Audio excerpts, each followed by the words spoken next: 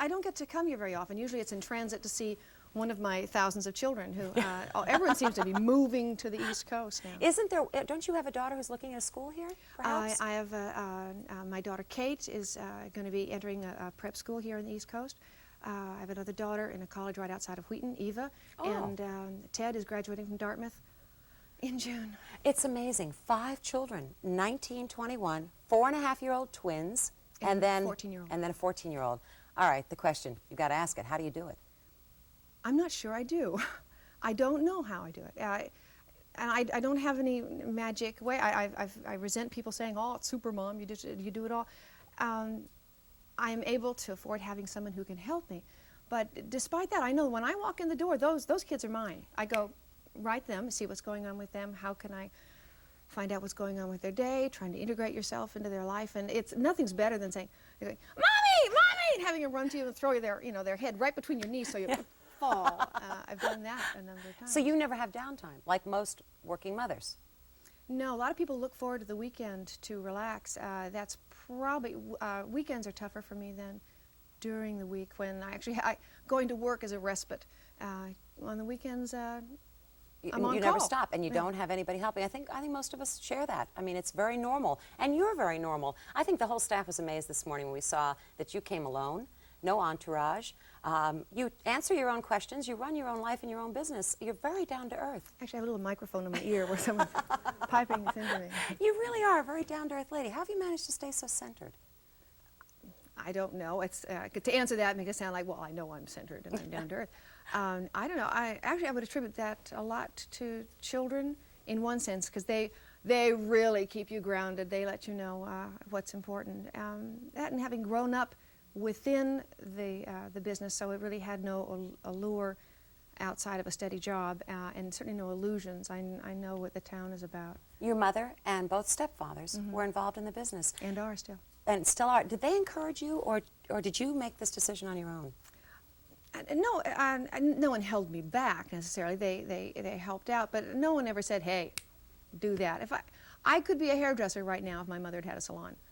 It's just I just went into the family business. You think you would have done whatever they were doing? They were so strong an influence on you. My hair would be in better shape if that were the case too. Your mom's a buddy, isn't she?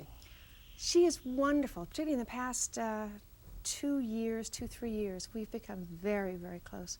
Her name is Whitney Blake Mannings. She and her husband Alan Mannings created the show One Day at a Time, and they've had several other properties along the way.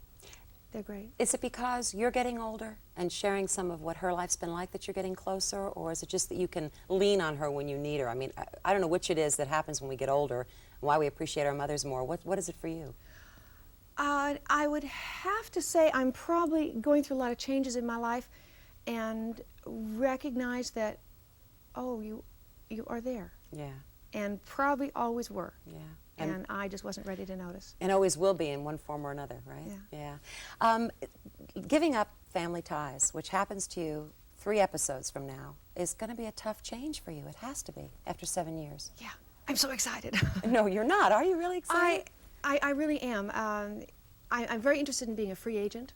I'm scared to death because I won't have a job. My husband, David Birney, took The Diary of Adam and The Diary of Eve by Mark Twain, and they're 2 separate works, and he edited them together so that they worked as a response to each other.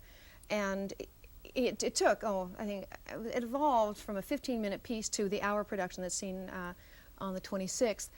It is so beautifully done. It's, I'm not saying it's a good show, but I mean, he just did a really wonderful job, and they're all Mark Twain's words. Some of it is taken from Letters from the Earth, and it's sort of just presentational with music and lights and just costumes and staging. It started out as a 15-minute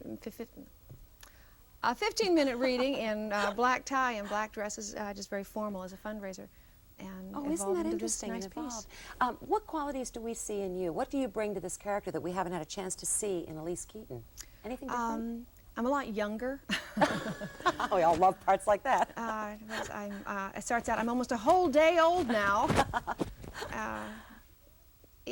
She's very, very young, very earnest, great curiosity. She considers herself an experiment. And when she sees the other creature, she decides that he's an experiment as well, or, well, he could be architecture, but she's not really sure. You see the evolution of her love for him, her affection, her need, and it is unstopped by his impatience with her, with all of her chatter. He complains that she talks too much. She's naming everything, doesn't give him a chance to do anything. So what's changed?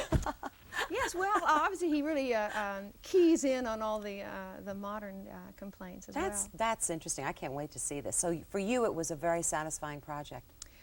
Yes, it had taken so many different forms over the years. It was really quite nice to finish it up. We taped it off the stage. We performed it for 3 weeks in Dallas at the Plaza Theater, and Norris Chumley produced it, and he was kind enough to put that clip together for us.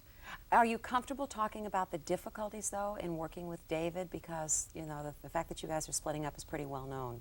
Was that tough? It was interesting. I think what it did was it brought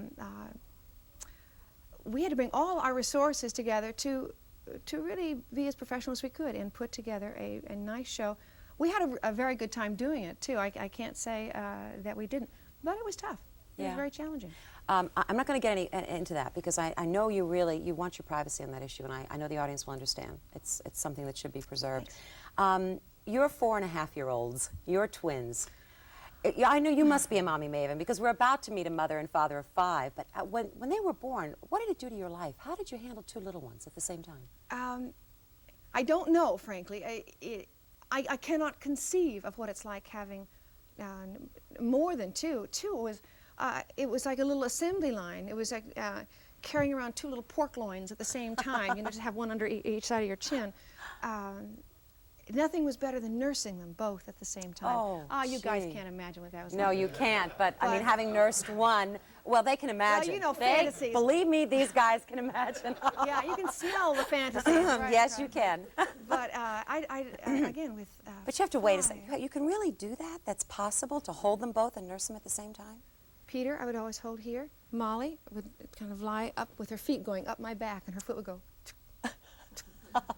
all the time. What a great feeling. Oh, what a powerful feeling nursing is to begin with, but to be able to nurse 2. Yeah, well, they don't really like doing it anymore at 4.5, but I make them. I make them.